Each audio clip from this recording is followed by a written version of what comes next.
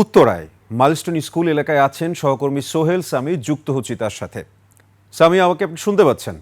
সামি, আমাদের সর্বশেষ খবর জানাবেন। সে জায়গায় তো আইন উপদেষ্টা সহ শিক্ষা উপদেষ্টা এবং প্রধান উপদেষ্টার প্রেস সচিব অবরুদ্ধ আছেন এখনো। সেখানকার সর্বশেষ অবস্থাটা কি? সাব্বির, এই মুহূর্তে আমি আছি ঠিক মাইলস্টোন স্কুলের ঠিক সামনে। আপনারা দেখতে পাচ্ছেন যে এই মুহূর্তে ছাত্ররা, মাইলস্টোন কলেজে স্কুল অ্যান্ড কলেজের ছাত্র এবং অভিভাবকেরা যারা দীর্ঘ সময় ধরে স্কুলের কলেজের সামনে অবস্থান নিয়েছেন, তারা কিছুটা বিক্ষুব্ধ হয়ে পড়েছেন।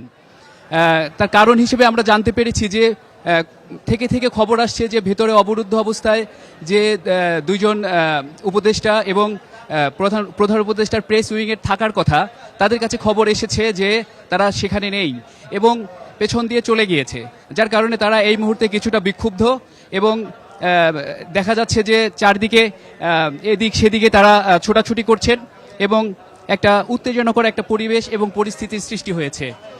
আর আমরা জিজ্ঞেস করেছিলাম এখানকার আইন শৃঙ্খলা কাজে নিয়োজিত এখানকার অফিসারদের কাছে যে ভেতরে তারা অবরুদ্ধ অবস্থায় আছেন কিনা। আমাদেরকে জানিয়েছেন এখনো পর্যন্ত তারা অবরুদ্ধ অবস্থায় আছেন।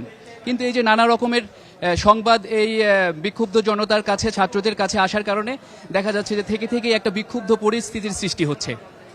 এই ছিল মাইলস্টোন কলেজের সামনে থেকে সর্বশেষ অবস্থা।